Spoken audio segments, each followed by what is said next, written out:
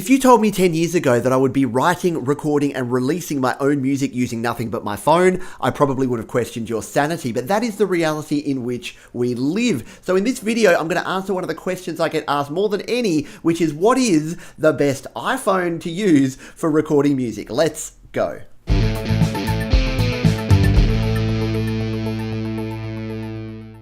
Hi, my name is Pete. This is Studio Life today, where I help you create, record, and release your best music. And if doing that using just an iPhone is something that appeals to you or you're already doing, then you may want to know a little bit more about the best iPhones to actually use, because there are a heap of different models and they are changing and increasing and improving all the time. But with all those models comes a whole bunch of different features, and it can be really challenging working out which one you actually need to get the job done. So in this video, I'm going to dive in and take you through all of the different iPhone models, what they can do, and give you my recommendation for the best compromise between value and performance. Let's jump in now. Actually, one more thing, two more in fact, before we get started. I've got a couple of resources that I wanted to let you know about, and that is in the description below. There are some links, and those are links to affiliate sites. So if you are in the market for an iPhone and you click through those links, you'll be supporting the channel here and also getting yourself an iPhone. The second resource that I have is over at studiolivetoday.com/iPhone, and that is my compatibility guide for producing music on an iPhone. So with that, you get all of the different makes and models of iPhone, and you can see exactly what each of those can and can't do, as well as the all-important model numbers so that you can identify which phone is which if you're not sure when you're out there buying. So head on over to studiolivetoday.com/iPhone and check that out. That's going to really help you if you are in the market for an iPhone. Now, if you've been around the channel here for a while, you probably already know this, but if you're new around here, one of the things I really hate is when you click on a video and then they just fluff on for 20 minutes about everything except answering the question that you actually clicked the video link to find out. Well, I'm not going to do that. My recommendation is the iPhone 6S or iPhone 6S Plus. Why? Because it has a headphone jack. No, there's plenty of other reasons why, but that is definitely one of the reasons. So what I do, and again, I mentioned the guide. If you go over to studiolivetoday.com/iPhone, the guide over there will show you what different models are compatible with different things. And I've used GarageBand as kind of my benchmark because I use GarageBand a lot, and it's a good way of telling if an iPhone is going to be up to being able to do what you want to do. And the iPhone 6S is the lowest version that can run all of GarageBand 2.3.5. So it can run the Alchemy synth, you've got your live loops in there, you've got 3D touch in this thing as well, and you can have up to 32 tracks. So it does all of those things, and in my experience, it does them pretty well. So if you're looking for the sort of entry level, then the iPhone 6S and the iPhone 6S Plus is where you want to be.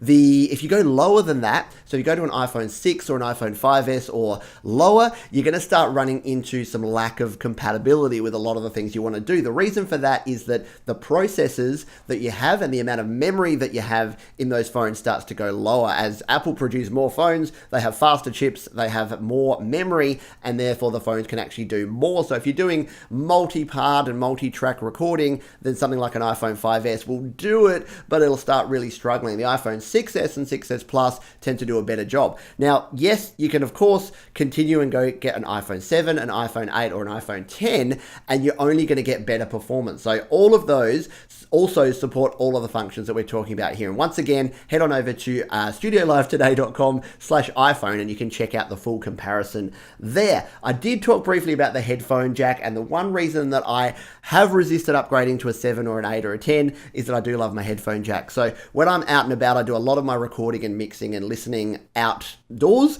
and I like to just be able to plug any old headphones in and be ready to go. So yes, you can get adapters, yes, you're using audio interfaces and all sorts of other things, but I like to actually be able to have headphones plugged in here. That doesn't mean that you might not be fine with a 7 or an 8 or a 10. It's just something to keep in mind. So that is it. That is the cut to the chase version of my recommendation. So if that's all you're here for, then you are now free to go. If you want to hear a little bit more information about the full range of iPhones and a little bit of history behind them, then stick around and we've got a little bit more to go through. Okay, so you're still here because you want a little bit more information about buying an iPhone. So let's jump in, and I'm going to do that by answering the question that I get asked a lot, which is, Pete, which iPhone should I buy for recording my music? And the answer to that is threefold. There are three different things that I tell people to consider when buying a new iPhone. And those are the processor and the amount of RAM, so how fast your device is, how much storage space is going to be in the device, and thirdly, the screen size. So for me, those are the three key components. And once again, if you go over to studiolivetoday.com/iPhone, you'll be able to see a breakdown of the different models and what they have on offer. So let's take those one by one. Now, the processor speed. So I've got my iPhone 6S Plus here, and this is what I consider a decent sort of mid-level. If you start going earlier, so you go to the iPhone 5, the iPhone 4, the speed of the processor and the amount of RAM that they have means that they're not going to be able to run a lot of the things that you want. So I use GarageBand as my benchmark, and I said before that the iPhone 6S and 6S Plus can run everything in GarageBand. As soon as you get to the iPhone 5S, it can't do things like the Alchemy Synth because the processor is just not fast and powerful enough to run the Alchemy Synth in GarageBand. So that's something to keep in mind there. As you go up above the iPhone 6S, all of those processors are going to crush it. So 7 and 8 and a 10 at the moment here in September 2018 are going to be totally fine. So in terms of speed and processor power, that's the first thing to consider and why the 6S is kind of the entry level. Number 2 is around the screen size. I think I did it in that order. No, the amount of storage space. Storage space could be anything from 16 gig all the way up to 128 gig. Now I use 64 gig on my phone, and that's kind of the nice sweet spot I tend to find. And again, you're going to pay for more or less. So if you want the trade-off of having less space, which means you're not going to have as much space for storing a lot of your audio files, and you're going to have to archive your projects more often and not be able to have a whole bunch of different projects on the go, then you can go for a smaller space. If you want to have plenty of room to move, then you can go up to 64 or 128 gig and be able to have a lot more space on your phone. So that's kind of the second one. And the third one we talked about is screen size. So if you're looking for the biggest screen, the Plus models of the iPhones are going to give you the biggest screen. Then you've got your, obviously your 7s and your 6Ss and your 8s that are going to give you a decent screen size. The challenge is if you go with an iPhone 5 or an iPhone 4, not only is the processor not going to be powerful enough to do a lot of what you want to do, but it's going to be a pretty small screen, which means that some of your real estate on some of your apps is going to be constricted and it's going to be harder to use. So that is my sort of three things to consider when you're looking to buy a new phone, which is how fast is it going to be, how much storage space, and what is the screen size going to be.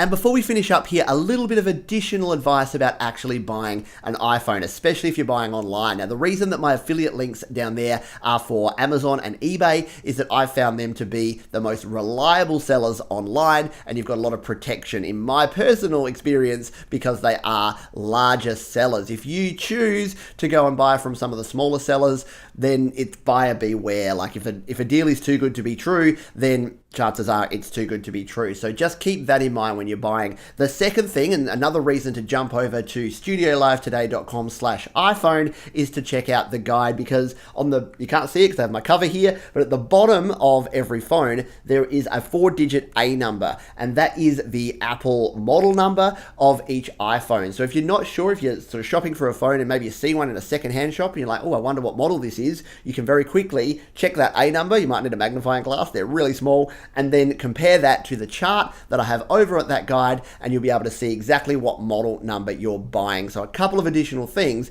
that are going to help you with your purchase of an iPhone. So there you go. Now, we could talk a whole lot more about iPhones, but I just wanted to keep this simple and give you just the essential information you'll need to hopefully make the best purchasing decision for an iPhone, or even understand what your own iPhone is actually capable of and if it's worth actually upgrading. So thanks again for watching. If you've got comments, questions, or suggestions, you can leave those down below. Don't forget to check out the affiliate links while you're down there, and you can also head over to studiolivetoday.com/iPhone and check out my iPhone buying guide over there. Thanks again. I'll see you next time.